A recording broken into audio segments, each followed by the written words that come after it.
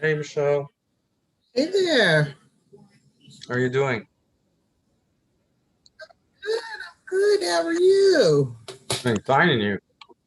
I haven't checked your website yet. I wanted to reply when I did, and I didn't get a chance. I don't just want to browse with, Oh, okay. over the weekend. Well, I'll look at it be seriously, sure not to just, oh, check it looks the nice, and it's over.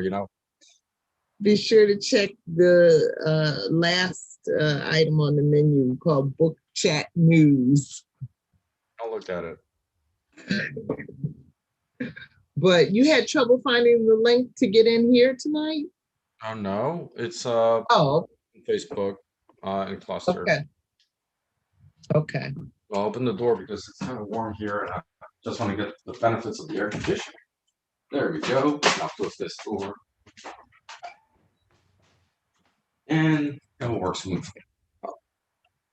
Ah, So, oh, my camera is off. yeah, I was wondering about that.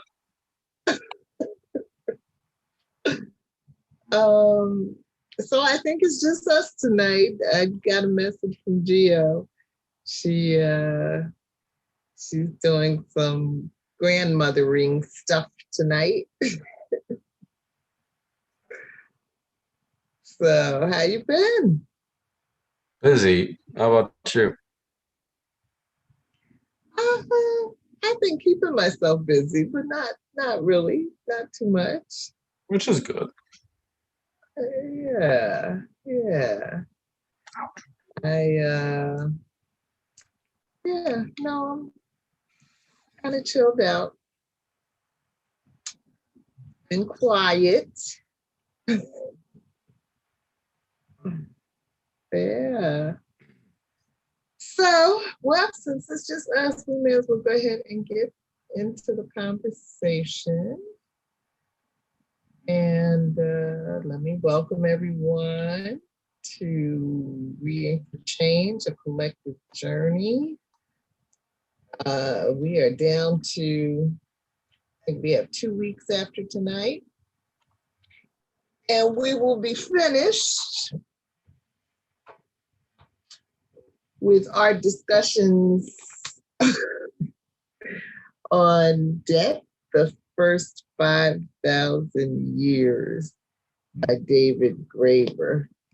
And we are pretty close to our own millennia right now, because tonight's discussion is first part of the chapter 11 that is focusing on the early days of capitalism. So it's pretty familiar. And so next week is a continuation of chapter 11. And then the following week is the last chapter, and we're done. So one thing I did post on the website was a book I wanted you to look at, that I'm thinking about if we decide to do this again. It's called How Fascism Works. So there's a link there to go look at that. My name is Michelle Odom, and I'm located in Brooklyn, New York. And my co-host.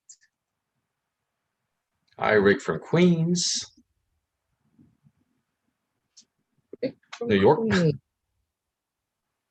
All right. Well, there are some other Brooklyns in country. Are there other queens? Probably. I'm really not sure. I'm not sure.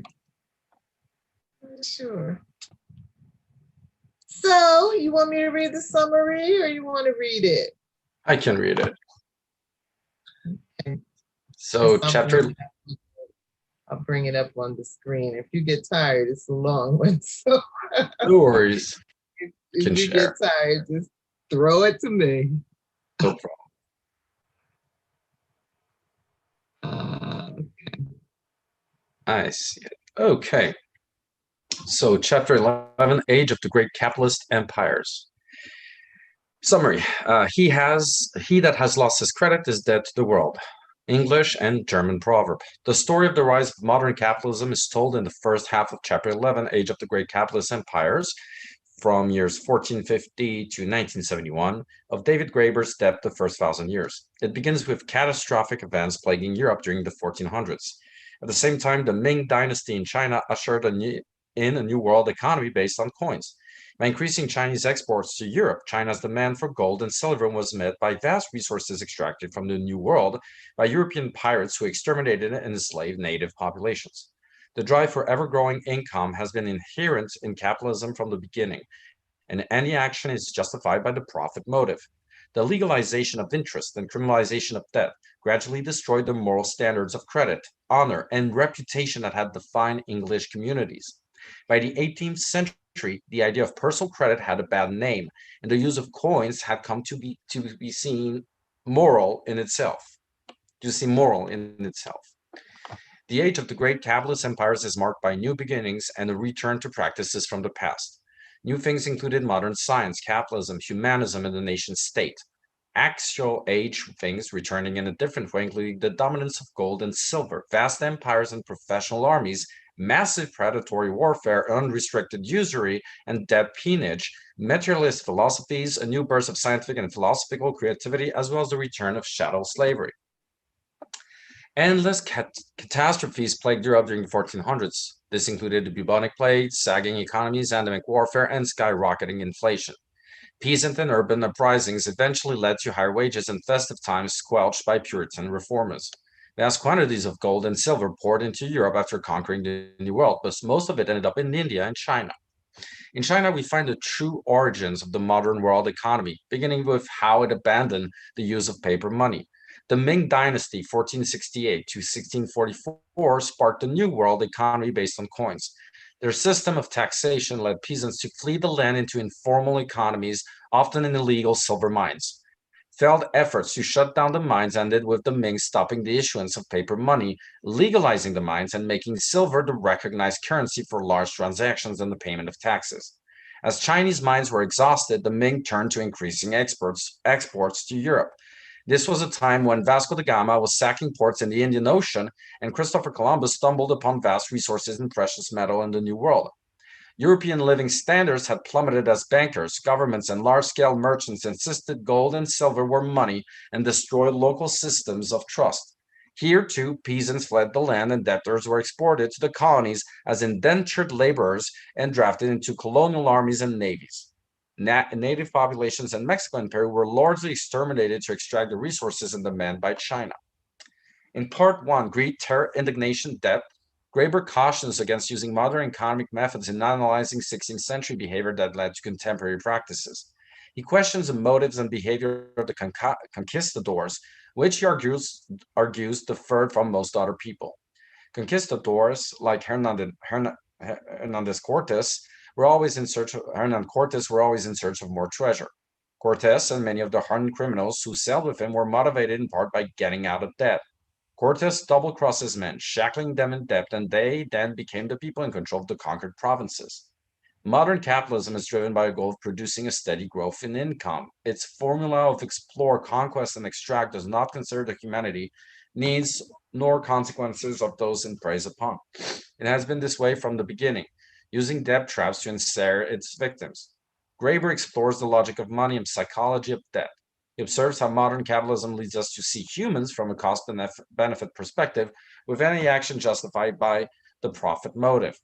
The logic of money was granted autonomy from political and military power in the emerging capitalist order. Even kings like Charles V, conquistadors like Cortes, and princes like Casimir were not free of its power. Cortes and Casimir, for example, were driven to commit unspeakable horrors as they sought to escape debt. Christian and Protestant leaders such as Martin Luther and Zwingli also caved to the imperatives of money, yielding their positions on interest and sanctioning violence as a means of collecting debt. Their view of humanity's capacity to live according to the communism of the Gospels had won. Though Luther started out preaching against usury, when he saw how his fury gained popular support and was inspiring uprisings and revolutionary rage against aristocratic privilege and private property, he retreated into siding with creditors. Graeber finishes a section with the story of Casimir, Prince of Germany, who locked up his father, Friedrich, a mad prince because the king had fallen into debt. Casimir embraced Luther's reforms, but soon found himself in debt and ended up ruthlessly suppressing peasant revolts and ordering the gouging of eyes on those who failed to respect his authority. Graeber uses this story to reflect upon the psychology of then the cold-blooded calculations men are driven to make when we accept the logic that money must grow. The World of Credit and the World of Interest, Part 2, is a review of how community life in England was destroyed. Communism of the rich and among the poor were common in 16th and the 17th century England. Yet each class used different standards when extending credit to neighbors and strangers. The rise of capitalism would ultimately destroy these standards of credit, honor, and reputation. In its place came a world of cold calculation where everything had a price. Initially, cold cash was mostly used by governments in buying arms and paying soldiers, criminals, aristocrats, and among peasants when dealing with strangers or paying rents, tithes, and taxes. The use of credit and debt by peasants versus gold and silver by government, aristocrats, and criminals led to this juncture in moral universe. Beneath each was a tacit theory on the nature of society. For English villagers, love and amity were the foundations of society, and the market was an extension of mutual aid. Jean Baudin, a French lawyer, echoes this view in De Republica, widely circulated in English after 1605. At the opposing end stood men like Thomas Hobbes, whose Leviathan, published in 1651, attacked the idea of communal solidarity and cynically focused on the relentless materialism of humans. Like Martin Luther before him, Hobbes believed the drive of self-interest meant we must give up some liberties and accept the king's authority for our own good. Graeber sees the Hobbesian view as irrational and explains why. Ultimately, the rise of capitalism was accomplished with the legalization of interest and criminalization of debt. The moral fabric of communities whose relationships had been based on trust, mutual aid, and love and amity were gradually destroyed. By the 18th century, the idea of personal credit had a bad name, with both lenders and borrowers considered suspect. The use of coins, at least among those who had access to them, had come to seem moral in itself. Ooh. I'll take a breath for you. Thank you. So, what caught your eye in this chapter? Morals are definitely not a good lens to look at history. Like you say, they're driven to horrors because of the psychology of death.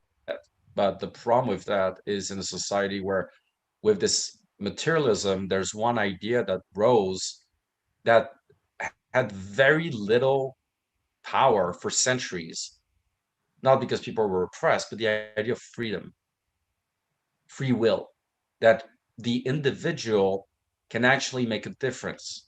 Therefore, the best way to make a difference is to have a clear metric, which is more quantity, more money.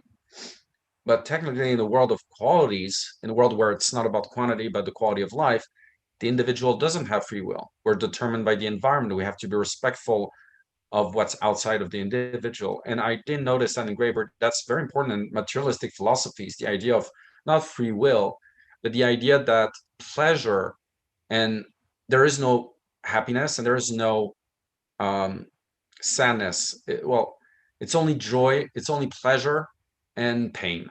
And we over exaggerate them. That's the idea of empirical philosophy, and psychology, modern psychology too. We exaggerate, which is kind of true too.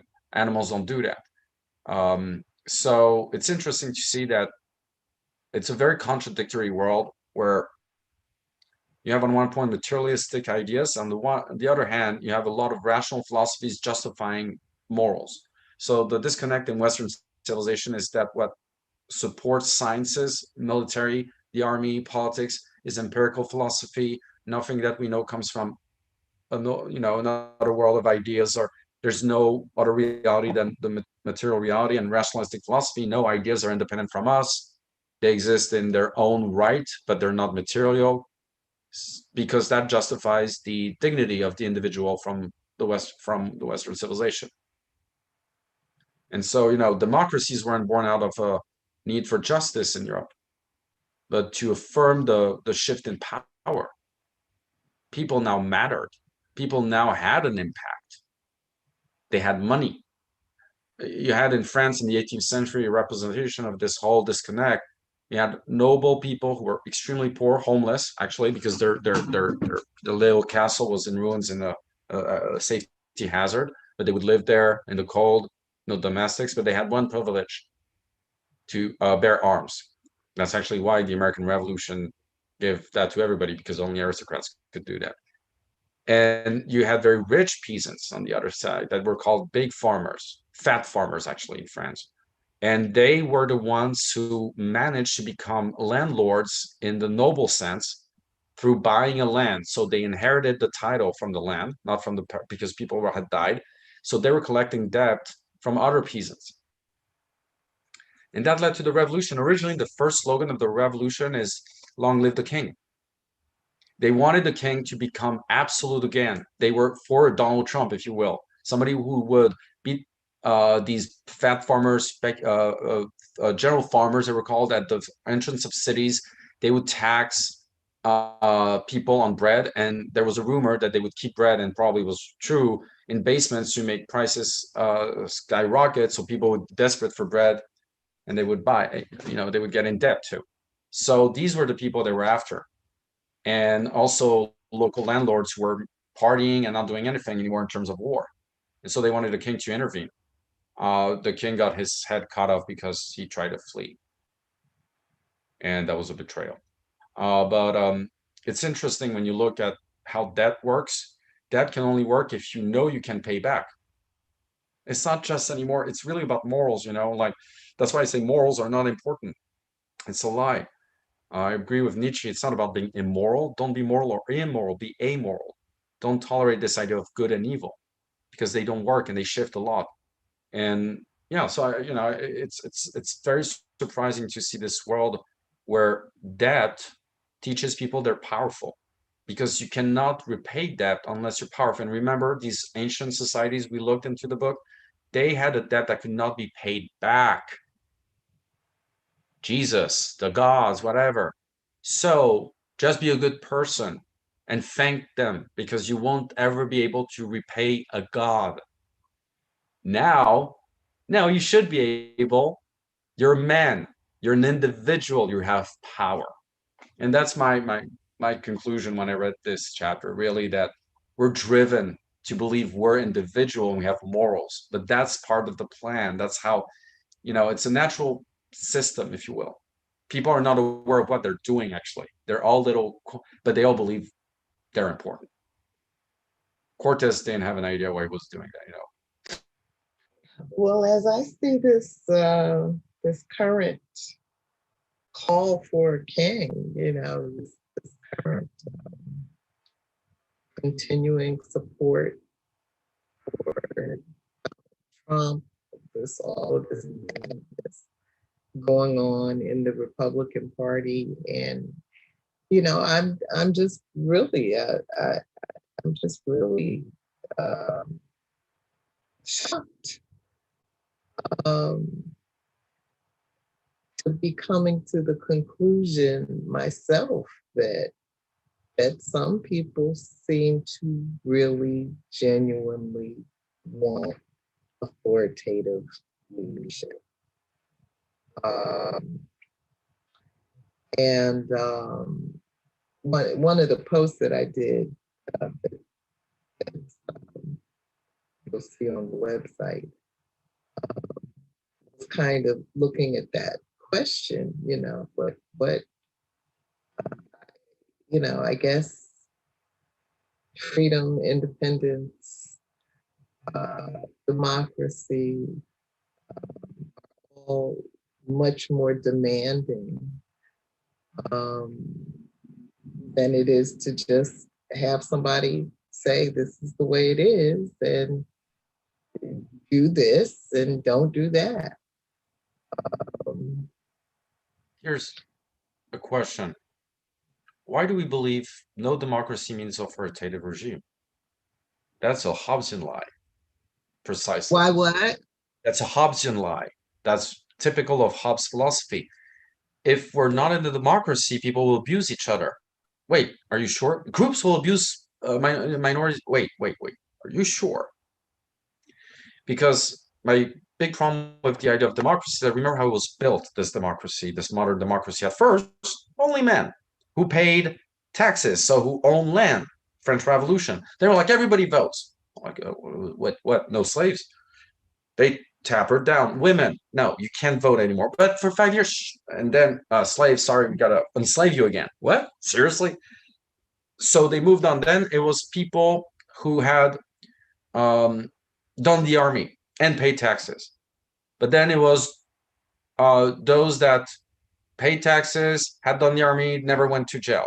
Then it was those who had a home, an address. Then those who, and so on and so on and so on. And then they pretended to expand it. But if you look at it, they just said, okay, now black people and women, you can vote. But they had already rigged the game in a way that technically not a lot of people can vote. Because only certain people, it's not a lot of people can vote, but these people are acceptable to vote.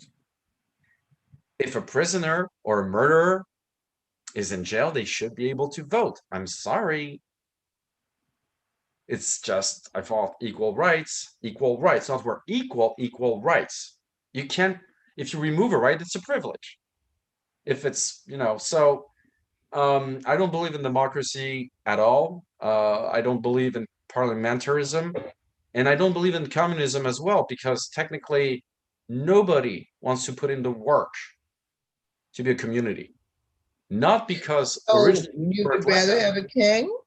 no, I think there's an obvious solution is that at one point we need to stop um, just trying. We know what people are capable of starting their 20s. But we don't have a society that educates people towards a function in society. Oh, you have to be yourself. Worst advice ever. I'm a Platonist. I believe deep down inside, some people are really good at war. Well, people seem very violent. Instead of trying to control them in the street, let's use them for military purposes. They'll be very happy to fight all day and train. They'll sleep very well. Then people who want money, who like stuff, they're merchants, but they don't have the right to any political decision whatsoever. They can eat everything they want. They can die of it. They can have sex with everybody. They can accumulate. They're not allowed any political decision. The warriors are not allowed any family. They have to share the children. They're all their children, and they have to be polygamous. So we have better warriors in the end. Eugenism. Then moving on to the superior case, they don't own anything, nor family, no nothing. They are poor. They're not allowed even to have a home.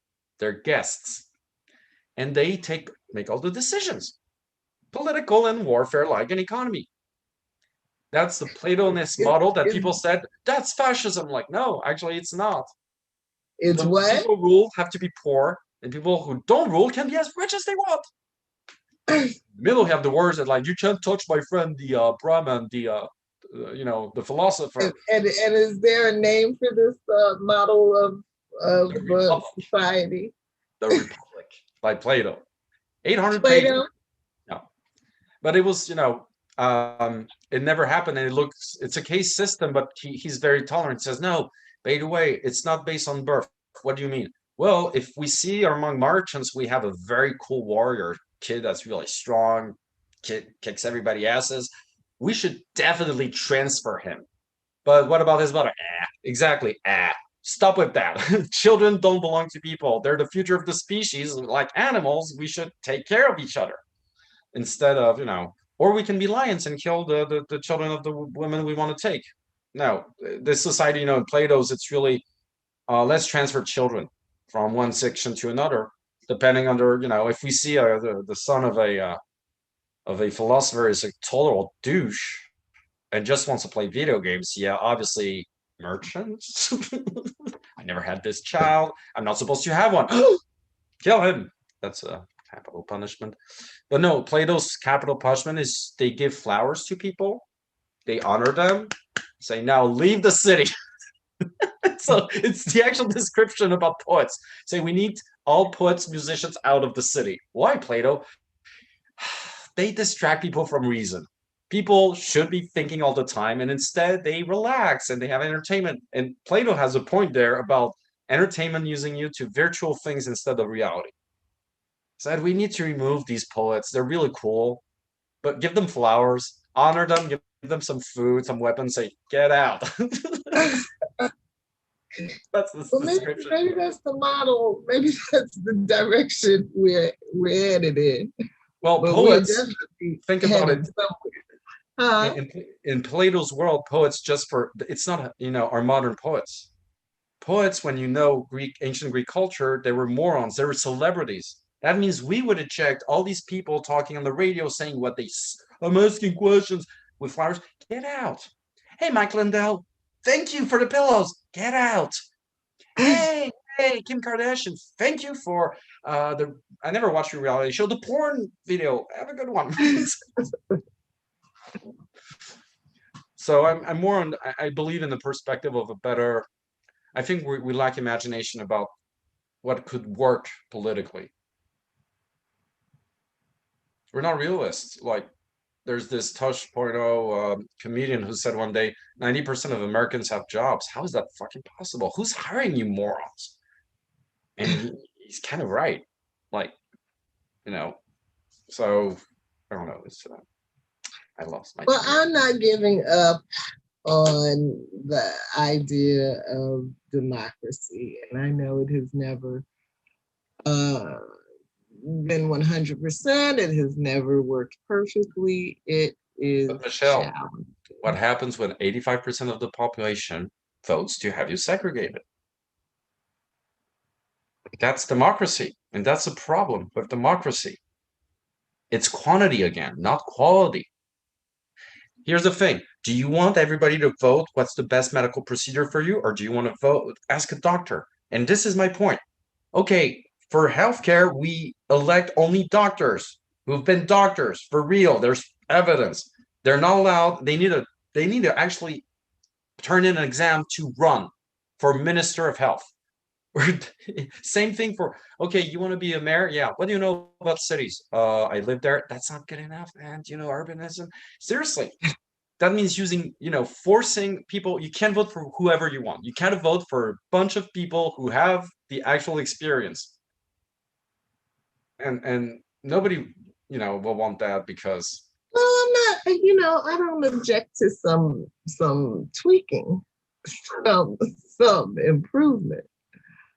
Um, but the idea that uh, children would be born into a world that where their path and their role has already been set for them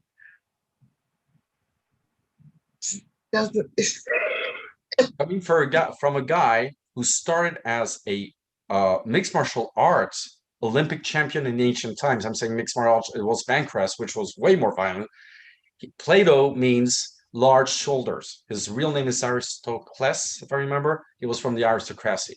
So first, he was an Olympic champion. And you know what they got as a reward? They had 1 year of orgies and food, and orgies and food, and orgies again, and food in a huge palace. No, I'm not kidding you. That's the actual reward. So way cooler than our Olympics, by the way. And and then he became a poet, and he was super proud of himself. Then he met Socrates, and he burned his poems. Then, when he was done being a philosopher, he wanted to be the counselor of a king.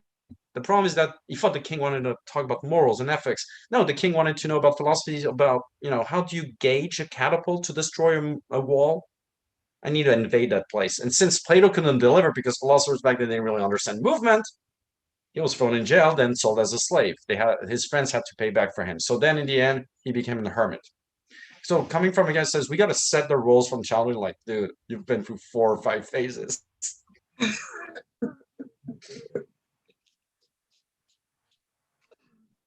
Philosophers. Uh, They never preach what they do. No, it's an exception. Rousseau.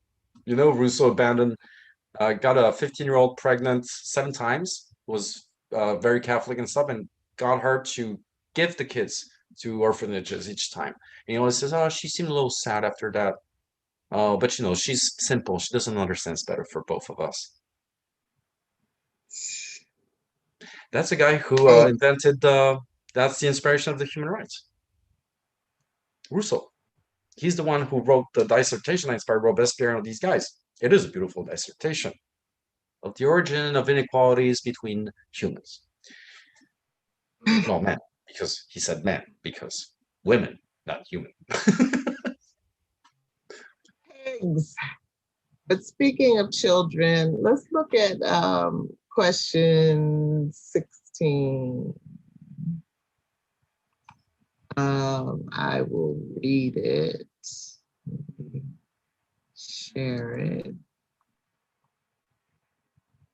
Margrave Casimir of Brandenburg Ansbach, 1481 to 1527, of the famous Hohenzollern dynasty, was a well-known debtor during the early stages of the age of the great capitalist empires. Casimir was the son of Friedrich, the elder of Brandenburg, and one of the mad princes of the German Renaissance. Sources differ on how mad the elder was, but most agree he was given to fits of inexplicable rage, as well as to the sponsorship of wild, extravagant festivals, said often to have degenerated into bacchanalian orgies, and was poor at managing his money. Then the dad alerted his creditors in 1515 that he might have to suspend interest payments on debts. Casimir seized control of the castle of Klassenburg as Friedrich was celebrating and forced his father to abdicate for reason of mental infirmity. Friedrich was confined and denied all visitors and correspondence for the rest of his life. Despite Casimir's enthusiastic embrace of Luther's reforms and his desire to get his hands on church lands and monastic assets, he ended up running up gambling debts of his own. A. There seems to be quite a bit of intergenerational misunderstanding and hostility going on these days. Just recently, PBS did a two-part segment on boomers and millennials called Okay Boomer, What's Behind Millennials' Growing Resentment for Their Predecessors? Sparked by the new book, A Generation of Sociopaths, How the Baby Boomers Betrayed America by Bruce Gibney. Apparently, some millennials blame boomers for the current debt situations and climate of shrunken opportunities in which they find themselves. What do you wish millennials knew about history that might give them more context on these issues? B. Britney Spears is trying to escape the conservatorship that binds, and the stars are rushing to her aid.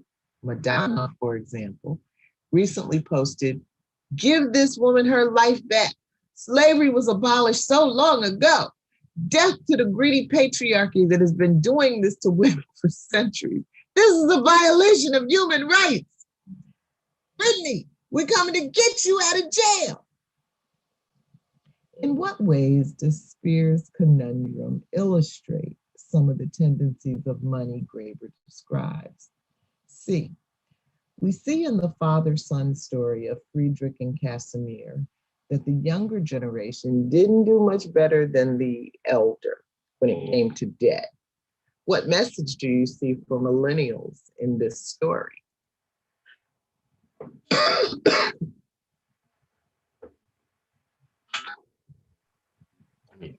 Debt Did they? doesn't come from boomers at all.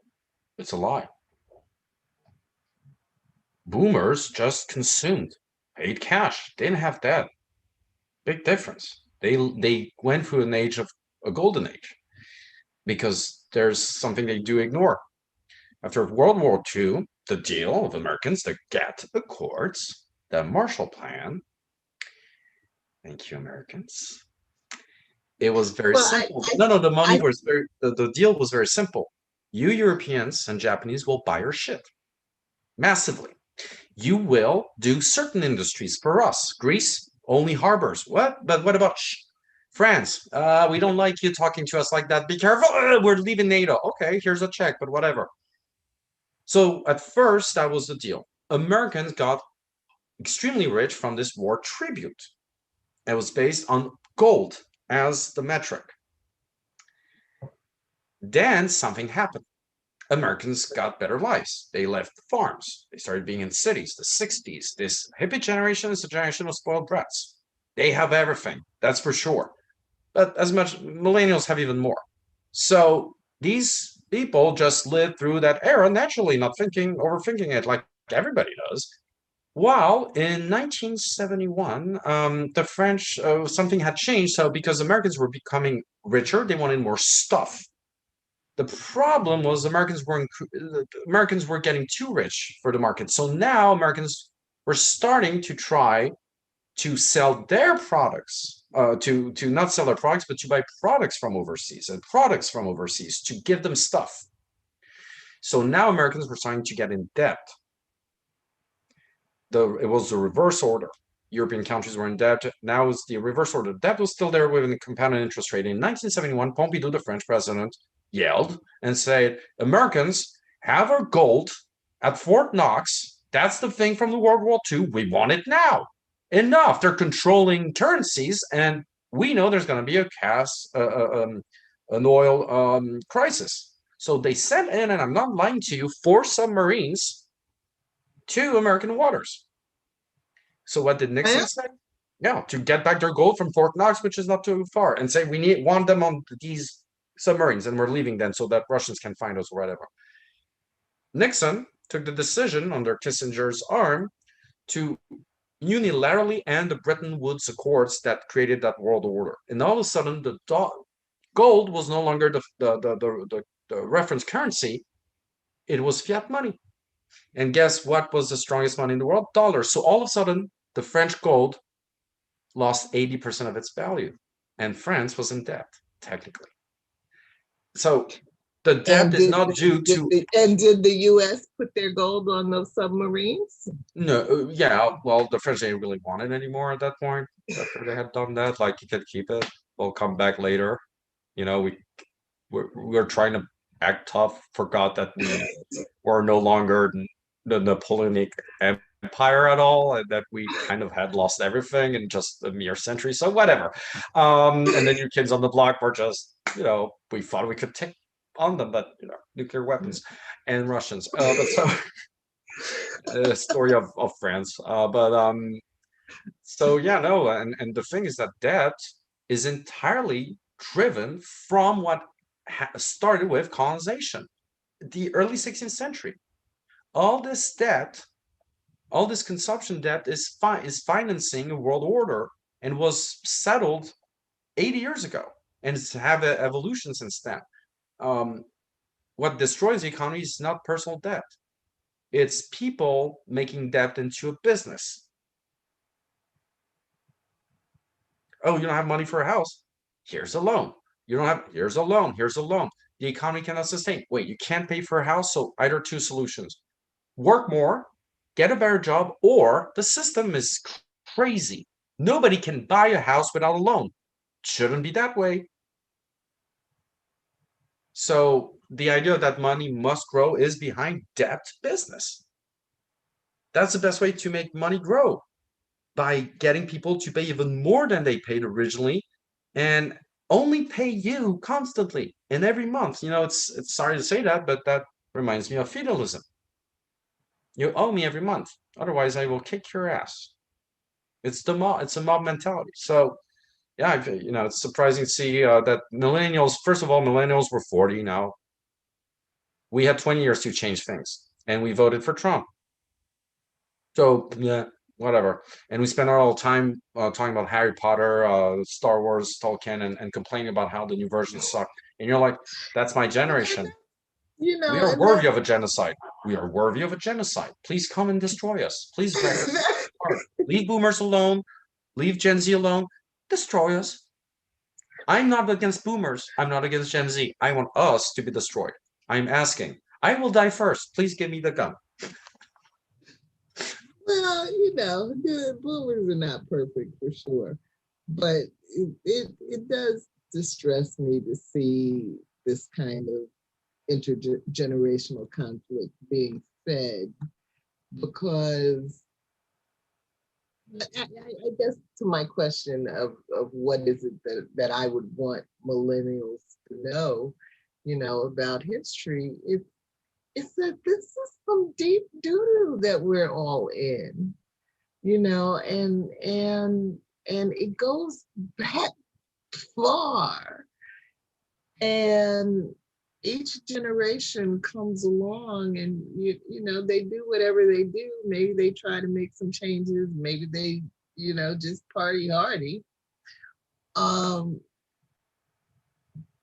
but similar to what you're saying, no one in particular is to blame, and we got, if we want to change it, we're gonna have to figure out how to work together. But that's And the word. and blaming each other doesn't get us there. Yeah, but that gets us to the point I made earlier. Centuries ago, evil doesn't exist. Philosophers. Oh, evil is just ignorance. If we educate people, no more evil. Oh, yeah. Let's give everybody education, books. Nietzsche's for free, Plato's for free, poems, scientific no manuals, theories, everything. Learn how to make calculations. You have free exercises. Don't care. Don't care. We know who the culprits are. We know who they are by name. We invent new ones. Oh, children getting raped by the Catholic Church? No, no, by Hillary Clinton and a conspiracy of lizard people. What I'm meaning is that I'm being very brutal. We're just animals. And Nietzsche was right about that. Animals who just discovered consciousness and don't know what to do with that very superficial faculty now at this moment in history and are scared by its abilities. I understand truth. I understand what's illusion. No, no, no, no, no. God only knows the truth. No, consciousness is vanity. Typical. And then you have people who can use their consciousness and they look at everybody and here's what they discover. We're animals. We are organic beings. We're ants. So what's happening is nobody's fault because we are not free from the movement of our species. Nietzsche used to say women are more profound than men because they know one thing: they don't matter. What matters is the species. Women will protect their kin till the end. Men will just give up right away. Men don't understand reality. Women understand. Without me, all reality will disappear one day. we cannot fuck this up because it's not just about us. Whereas men are like, sure, it's fine. I mean, maybe you by accident with another guy. I don't know. I don't know you that well. We've been dating for 7 years. Yeah, but the worst thing is men, when women tell us they're pregnant, the worst answer we have, and we think it's the best. So what you're gonna do?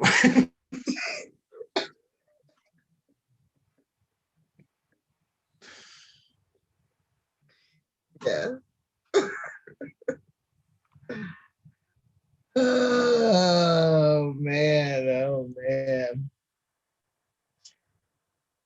So, but I enjoyed that Casimir and Friedrich story. Casimir was just a real bastard. Actually, what's the name of that author? Is that Pirandello? The Italian. He wrote a play about a prince who's locked inside a tower forever, and it's inspired by this story. And so, at one day, the king dies, so they don't have a choice. They got to get the prince. And so, what they do is that while he's sleeping in the tower, they take him out of the tower and puts him in his bed. So when he wakes up, he's like, "This is a dream." So he wrecks the country, rapes everybody, makes everybody execute, forces crazy, horrific fantasies to happen, and then they're like, he's insane. Let's put him back in the tower. And when he wakes up, it's like, oh my god, I have some crazy dreams. I gotta stop, being like that. I gotta work on that.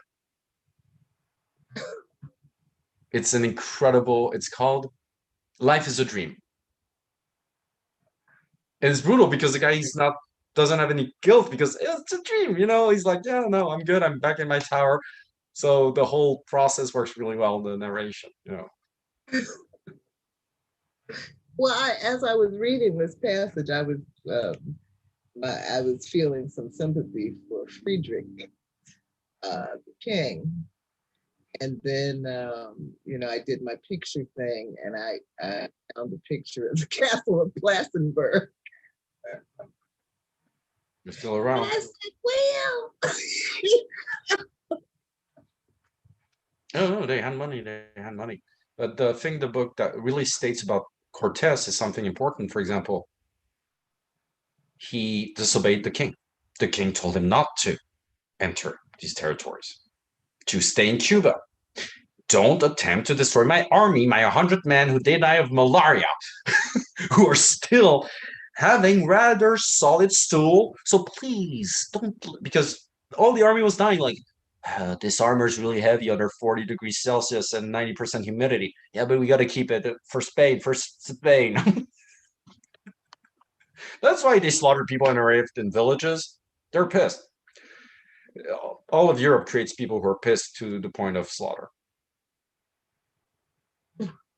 Seriously, think about it. 450 wars since the Renaissance. Not during the Middle Age. There were wars. It was more like, hey, let's meet somewhere and beat the shit out of each other. Yay, you're my brother, but you betrayed me and had sex with my sister. I was supposed to have sex with her. Hey guys, I'm having sex with the Emperor of Austria. That kind of private joke only Europeans understand. So, but after that, it was like, hey, we're all in the important, yay, we're all decision makers, yeah, so we all are supposed to go fight. Uh, yeah, you're right, like aristocrats, yeah. Here's your gun, it's the same, yeah.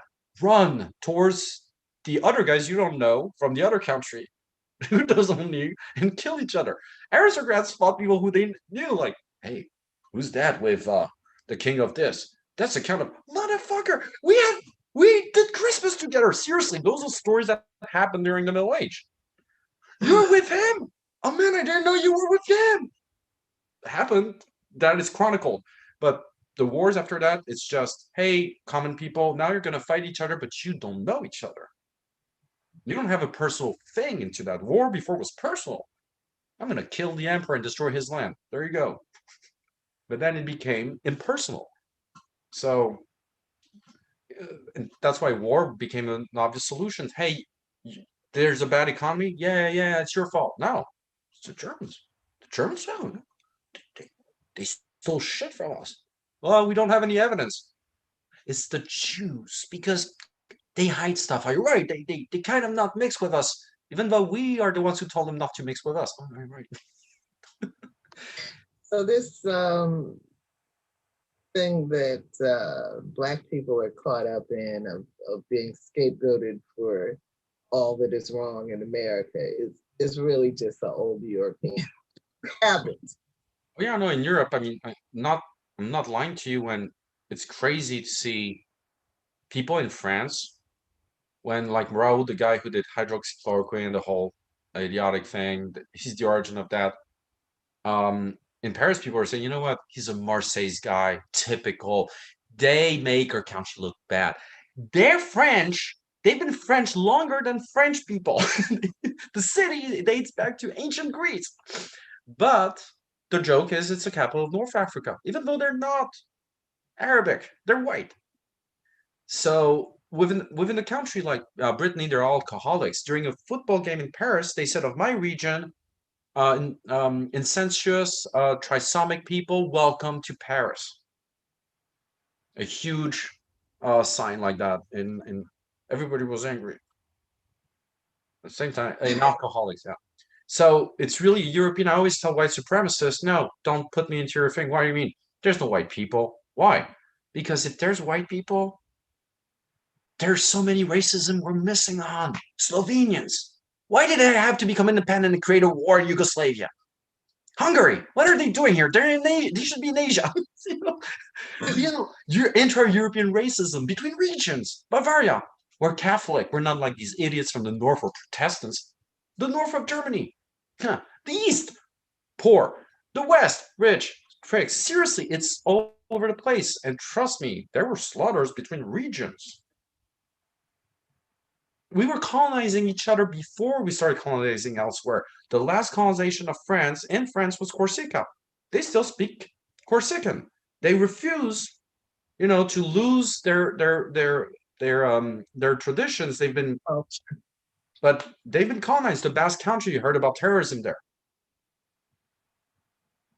ETA, Madrid. There were terrorist acts during Franco years. They were killing people and stuff.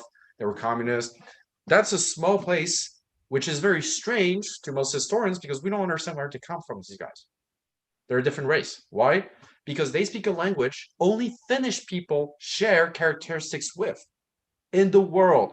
So how can they be in Spain and when nobody knows the Roman Empire was crawling, so who cares? Gypsies, you know where they come from, right? No. India. They arrived in the 13th century. They were Indian nomads that got expelled from India. That's why they still have dark skin in Europe. So Europe has been a crossroads. Several nations, tribes, barbarians, empires have collided. So in the end, yeah, racism is refined to the point of these five guys. So in America, this whole white and black thing, and by the way, Africans from Ivory Coast, Togo, Senegal always tell me about Black Americans. We don't understand where they read history. When they come here, they use robes. Sometimes they buy robes thinking they look African, and we're like, that's where. Do you know who you descend from? No, because you should wear that. That's for priests in the Dogon nation. Oh, who's the Dogon? Oh, they think there's both white and black people here have lost their roots. White people because they were indentured servants. They were told, okay, it's either death, you lousy prostitute or convict, or it's the colonies. Well, you'll die probably in the first 3 months. And black people were slaves. So cut from their origin. Remember in ancient times when they used to say in the book, if you're cut from your lineage, you're nobody. That was done on purpose. So then you become uneducated, no roots. After one generation in the colonies, whether you're white or black, your children don't remember the past. They don't remember the motherland. They don't understand what it is. It becomes mythological. And that's the story of the United States, not Canada, surprisingly, nor Latin America. Latin America, they kept all their roots. They remember where they come from. They mixed. But they all know, like, hey, my grandfather was a conquistador. My grandmother was a Maya. And they met and they were fighting at first, and then they had children. And they're still married. I mean, it's older than that, but that's the spirit. America is a place where they engineered cutting roots. You're Irish, you're dirty, you're dirty, you're dirty, you're dirty. Oh, you look better now, look better, look better. Okay, back. Arabs, dirty, dirty, dirty, dirty, yeah. Oh, Asians, it's really like that. The only people for whom it never changes are black people. That's the only minority where people are still like, hey, well, let's insult them. Well, it's easy to pick us out of a crowd. Yeah. I grew up white in countries where I was the only white guy. I always knew if they wanted to fight me, it was easy. Like, hey, there's Waldo. Look, in the middle of everybody who looks the same, there's this white aspirin tablet. Everybody has beautiful suntans. Look at that pale motherfucker who needs to eat a carrot. They knew. No, it was a problem because my mom, when I wanted to try to escape her, like when she was angry in the crowd, she could find me very easily. And also, everybody was looking at me like, hey, what's that? It's white. What is it doing here? So the story of our existence. uh, Uh, roots. I agree. Not what traditions, else? roots matter. Yeah. And I think one form of reparations Black Americans are entitled to is the same that some pre-Columbian civilizations obtained. Every cultural item that was destroyed, every historical place that was changed, are returned to their original state and given back to the Black community. Mhm, How many mhm. things were erased? And it goes farther than that. It's like Americans, here's a real reparations plan. All nations who participate in slavery should invest billions in bringing back all artifacts to Africa that were stolen and now exhibited, and find new stuff and recollect the memory so that people in North America can remember where they come from. They did that for Latin Yeah, Americans. They reconstructed tablets of Aztecas that were destroyed by conquistadors. They did the work. It was part of the reconciliation plan in Mexico in the 70s. It's not just about money and land, it's also about heart. How do you repair? That's a debt you cannot pay back. well, um we're still fighting over things like voting rights and whether or not you're going to teach the truth in the classroom. So, uh, uh, some very, very, I don't know, stunted development going on here.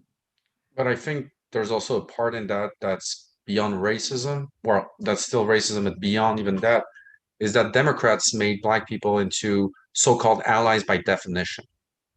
So Mhm. each time you have Black people voting in an area, they're a threat to Republicans. Not saying Republicans are not racist. I'm just saying that Democrats are also using objectifying Black people in their electoral process. Like, we're the good people who won't, burn churches. Thank you. Why? Like I feel Democrats always talk about racism towards Black people like it's old school. Like, no, it took new forms, new shapes, new. It's no longer, oh my God, you know what? Next, they're gonna lynch him. No, wait, that's why everybody. I remember, I didn't talk about it to anybody at that point, but Justin, what's his name? Justin Smollett. Remember that guy who was that Empire actor who said he had been assaulted in Chicago at 2 a.m. under Oh, minus yeah, yeah, yeah. with Uh-huh. MAGA hats, and it was a lie. I remember when the first it came out, my sister said that's outrageous. I said, no, I don't believe him. She was like, why? In police work, they know one thing: when you have too much evidence, too much stuff that is on target, like it's a movie, because it's a lie. Usually racist people will, hey, you N-word, kick them, but they won't come prepared that much. Like they didn't know they would meet him. So why did they have the rope? And were they looking for a Black person at 2 a.m. in Chicago with MAGA hats? Did they want to get shot in that neighborhood? It doesn't add up. And I said, and all of Hollywood talk about this guy. You don't see all of Hollywood talking about Tamir Rice because that's more difficult. Because deep down inside, some of these celebrities say, "Oh, it's horrible, a child died," but deep down they're like, "Yeah, but he did have a gun, and the police officers might have mistaken him, But they're pricks. I understand that, but they don't want to say that. Otherwise, they would all be like, "Hey, I'm not working anymore until these guys get prosecuted for murder." And the reason why this year it worked, unfortunately, after the death of somebody who was not supposed to die, at least under these circumstances in normal society, um, celebrities weren't relevant anymore with the pandemic.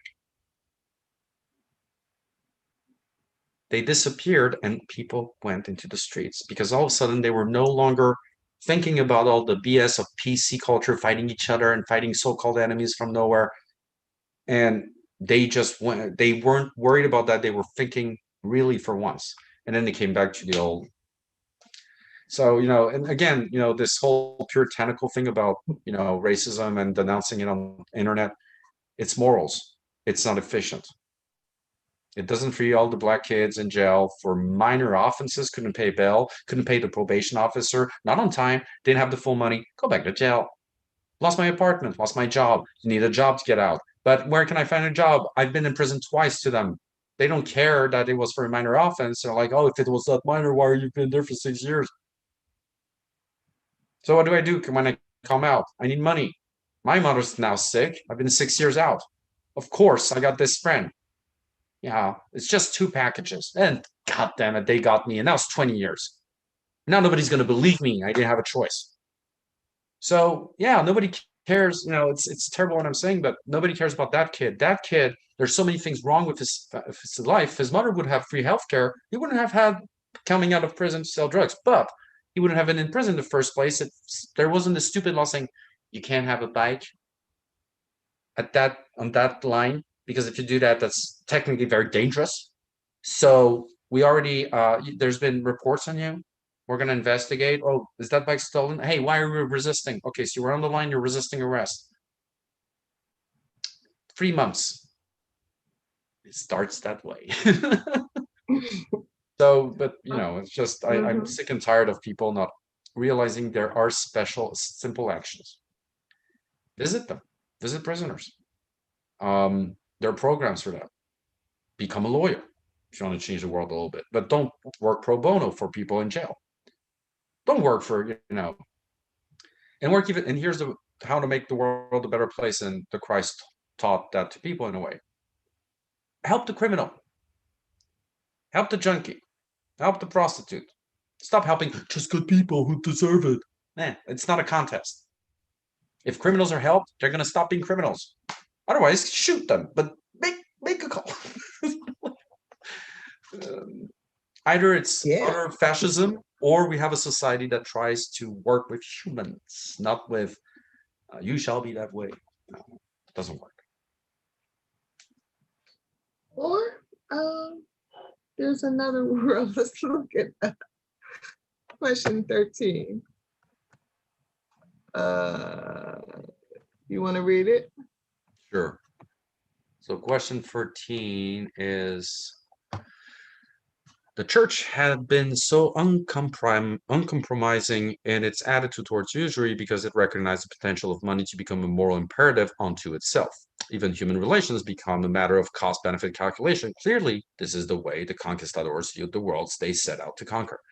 Modern capitalism forces us to think this way. For example, the first major joint stock corporations in the world were the English and Dutch East India companies, ones that pursued that very same combination of exploration, conquest, and extraction as did the conquistadors.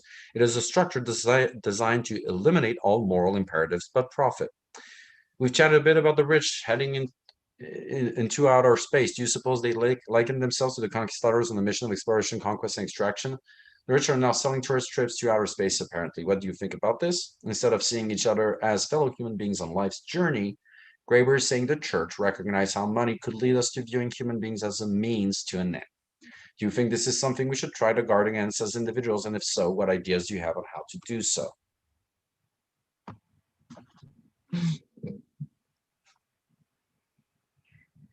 I feel sorry for the aliens in outer space.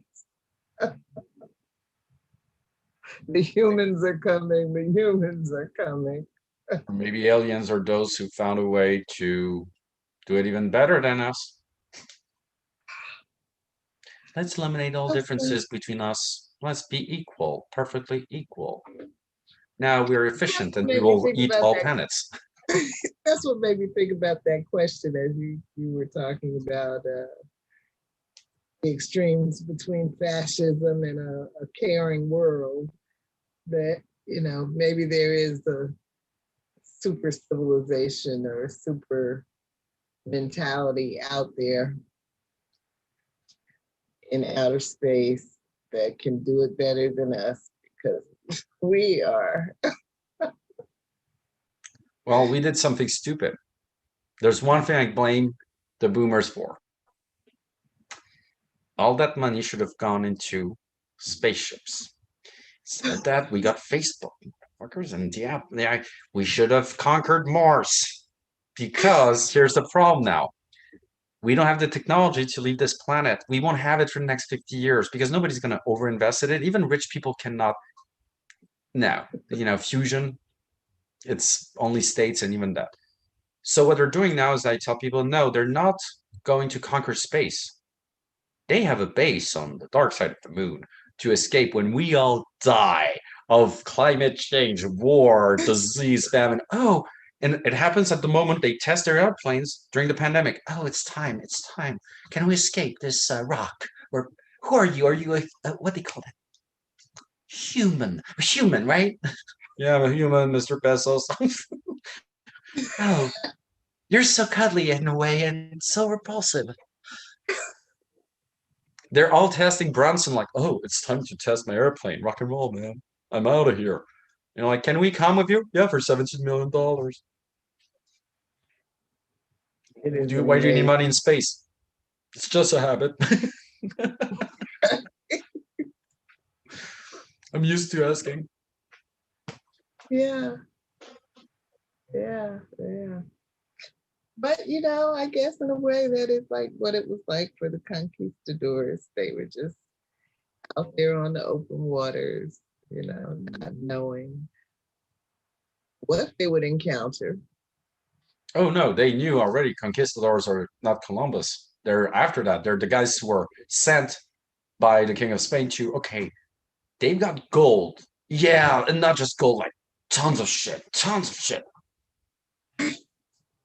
And the land bigger than Spain. Come on, seriously, bigger than Spain. And who else is there? We saw French guys. We saw English guys. We saw Dutch. The Dutch? What are they doing here? Since when are the Dutch a thing? And they're coming. And Portuguese. These scumbags. Did you see Italians? Everybody laughs because they only couldn't do anything back then. And so they start. We need to get everything before the others come in. Right. Send some elite deaf commandos. And they happen to, but it's an incredible story to read because the resistance was led by Mayans at one point by a guy called Mestizaje.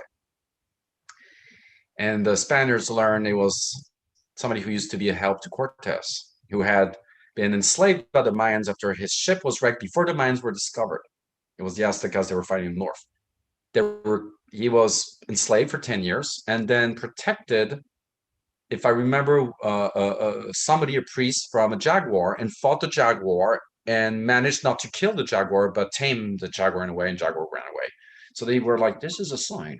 So in 20 years after being enslaved, he had been married to the princess of the Mayan city of, is it Koba? So he was royalty. He was a cacique. So he was a general. He was the chief general of the army. And so the conquistadors, when they encountered the Mayans, like, hey, savages, it's going to be a blast. Wait, how do they know our strategies? Wait, where did they learn the Spartan phalanx? They were using Roman Empire um, systems that they had been taught by Gonzalo Guerrero. Why? Because Mayans weren't fighting. They were fighting, they were using, their military was really ritualistic and it was not wars against major armies. Mayans weren't really in warfare. They were in scuffles. But, it's the jungle. Why would you need, heavy weapons and stuff? So the conquistadors sent Montero Senor, who was killed by Gonzalo Guerrero, we all think. So he sent his son, who was even more ruthless. So you have a huge story of that's why Mexicans are very proud of their country because they're the mestizaje country. It's very paradoxical. They put Cortes and his wife as a statue. Cortes is strangely enough respected also by Native Americans there because they killed the Aztecas, who were horrible people. When people forget that Cortes didn't conquer them with just a cannon and gunpowder, they were 100 against a million. They not a million, but 300,000. They used the Otomies, who were 8,000, who were slaves to the Aztecas, who revolted with them. And to this day, these populations are favored in Mexico socially. So they're racist towards all other Native Americans. We forget how complicated history is. We really forget how messy it is. It's not good people, bad people, good people, bad people. Bad people can be good and good people can be bad. Oh, Absolutely. it's like the guy from Amistad. There was a controversy because When he came back to Africa, when he was freed, he bought slaves. Mm. And I know people don't accept that, but people think like their time is built. And this guy, no, he wasn't supposed to be a slave. He didn't have the status to be a slave. His whole thing was, I have a family. But these guys didn't have a family, so the old ways. And, the guys who founded Liberia, good people, ended up being one of the most genocidal maniac countries in Africa. We used to be slaves. We're going back to the motherland. A century later, Charles Taylor, American, born and raised in America, slaughters 3 million people. You know what was his slogan of re-election? I killed your father. I killed your mother. I killed your daughter. Vote for me. I find that very efficient and convincing. Honestly, I would vote for him. I should vote for him. And keep the paper, really. Put it in a little plastic. So yeah, reality is messy. And again, I think it's because we believe we have ability to impact things, but the truth of the matter is that it's like if everybody does a little bit, things change. It's like a boil, you put your water to boil and you see a little bubble, another one, and then there's enough bubble to start boiling. We're not doing that. That's where they're winning, is that we're discouraging people from doing small things. And I'm not saying about that person takes a dog back home on the news, or a panda was born. I'm talking about doing things that save people or help Mhm. saving them. You're in jail for a stupid reason. You need to get out. Good reason. Wait, you're sick. You need medication. What? You can't afford them? Good reason to do something. I'll call the hospital. I'll talk to people. If everybody does a little bit of that, and instead of wanting the world to change right now, just be an ethical person in your life. Responsible. I'd rather be responsible than happy. I agree. Happiness is overrated. I mean, what's happiness? And and also,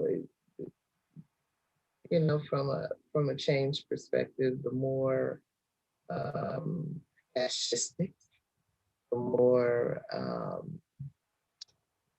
surveilled, um, the more controlled we become, um, and the less able. I mean, already it's very difficult to trust people.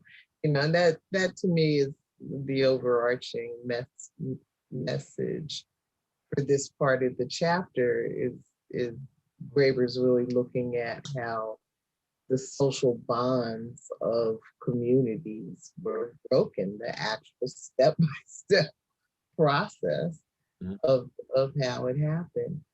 And and so we're just we're just at I don't know if we're at the end of the road, but we're further down the road, in that same kind of um, disconnectedness between people. And so I have felt for a long time, all you really can do is control your own behavior, control your own knowledge, control your own growth and development, control your own morality, control your own, how you treat people in the world. Because this idea that we're going to get together, and foment revolution. And by the way, every revolution is fascistic. The French Revolution was maybe far left. It was still. So, are you with the revolution or against it? I'm against it. Oh, you're against me? Boom, boom, boom. Oh, we're drown your wife. Okay, you guys are progressives. Okay. Right. Right. It's hard to tell. And then the only difference between communists and Nazis is this one. So we're gonna kill everybody who doesn't think like us. We're both in agreement. Yeah. Who you're gonna choose? We got an easy thing. Anybody who's not like me, like at all, like even a bit of religion, kill them. Huh. That's kind of rude. Because what about killing, people from your religion who suck? oh, nobody sucks for my religion, and so on. And the communists like, just kill everybody I suspect of not being cool enough, and something like. It's only they change victims. I mean, no, communists and Nazis have one victim in common: Jews. Even though Marx was a Jew, it sounds like, oh, Jewish people coming from Germany, how lucky I am. Oh, they're all subversive, right? They were in camps, so they probably got convinced by Nazi ideas. What are you saying? Bring them to Gulag. I'm not gonna pay for these guys. Seriously, if you read it Yeah, up, you're no, like, you're okay. right. It's hard to tell the difference. That's what I mean. I mean, these MAGA people, these Trumpers, whatever the hell they are, some of them probably genuinely believe that they are fighting the good fight and they are willing to do whatever it takes to bring about their world order, their vision. Not really. Um, and so No, it they're it this they're absolutely liars, even to because think about it. If you look at trials from terrorists, people really want to overthrow government to the death. They had to gag them. I will destroy you. I will find your family. You heretic. Or I don't regret anything. If I had the choice, I would have killed more people on that day. Okay, okay. Then you have Capitol rioters. Oh, you know, I wasn't allowed to go in. And Trump, he don't lied to make me. me do it. He lied to me. He lied to me. Now I understand and I need vegan food. I mean, you know what? I'm sure ISIS, Al Qaeda are not going to commit any terrorist acts in America or against Americans anymore. You know why? They feel sorry. And they think maybe we need to shift targets. Russians, yeah, Chinese. Let's go to France, I guess, again. England. Americans, hey, Canada. Oh, yeah, we should try a little bit Canada. It sounds like we're begging for something. No, really, Americans, the whole world, think about it. Not a terrorist act in years. In years, ISIS, like, seriously? I mean, they give them worthy enemies. Yeah. So yeah, no, I mean, you look at Capital, they're not ready. It's all virtual. They fought, they have this idea. This belongs to me. They say all the time, I paid for that. I'm like, I pay more taxes than you. So I own more of that stuff. You don't touch my stuff. Those are the two bricks here. I got two bricks in this building. If you touch those two bricks, motherfucker, I will kill you. It's my property. So we could play like that. I play like that when people say, hey, this is taxpayer money. And I will tell them I make more than you, so that's more mine. So shut up. I'm more owner than you are. So you listen to me. They don't like it. All right, Rick. Well, Michelle, you take care. And I need to look at this website this weekend, but seriously, because I really don't like, people sending you stuff and look it up and you work really hard on it. 3 minutes later, it looks really good. Yeah, no. I want your feedback. I want your feedback. So take your time. Wait, to don't go until you can really look at it. Exactly. Yeah. But then people get really angry at me, like, you didn't look at it. I mean, I want to really take the time. You should have sent that message 3 minutes later. Okay, I never do that. But I'm still working on it, but I kind of got sidetracked. So there's a truckload of posts there on the blog part, the part called Book Chat News. Mm-hmm. And it's only because, all right, we were off last week. We met, I think, the week before. We were off the week before that. Somewhere along the line, I ended up working on this chapter like weeks ago. So I had a lot of stuff lined up to post. And it was gonna I'd post a couple of things a day. That was my plan. but then I got distracted with another project and I didn't post anything. And then it gets to be like a week out and I'm like, oh shit, I didn't post anything. Yeah, don't So I worry. posted. So now it's like I a got bunch of enough stuff. to read right now, so please don't overpost over the weekend because then I'll be like, oh, she's adding stuff she knows. She knows I'm looking at it.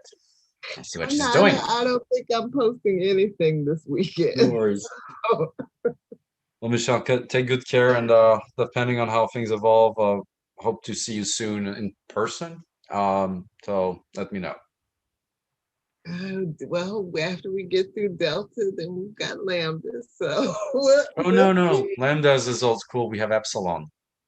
oh, we're on Epsilon now. Yeah, this one evades vaccine protection.